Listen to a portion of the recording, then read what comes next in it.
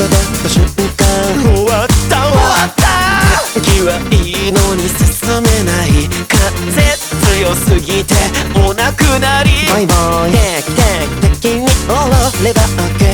全国の学生、社会人、その他諸々の皆さん、おはようございます。歌い手社長の内藤ないこです。皆さんは出かける前にヘアセットに費やした時間に比例して玄関前の風俗が大きくなる現象をご存知でしょうか。僕も社会人時代、この謎現象に大変苦しめられました。まあ最近は家出ないんで関、かに潜りたいなって思いました。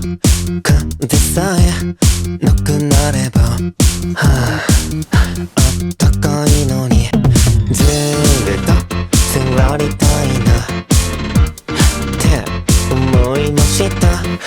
いやいやと外出たら大乱闘、外出た瞬間終わったわ。天気はいいのに進めない、風強すぎてお亡くなりました。定期的に終われば OK。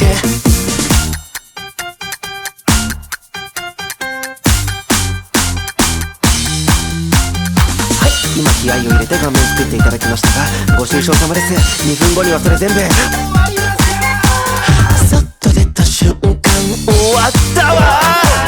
天気はいいのに進めない、風強すぎてお亡くなり、定期的に終われば OK。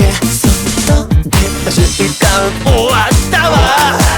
天気はいいのに進めない、風強すぎてお亡くなり、定期的に終われば OK。 神の業で終われば OK。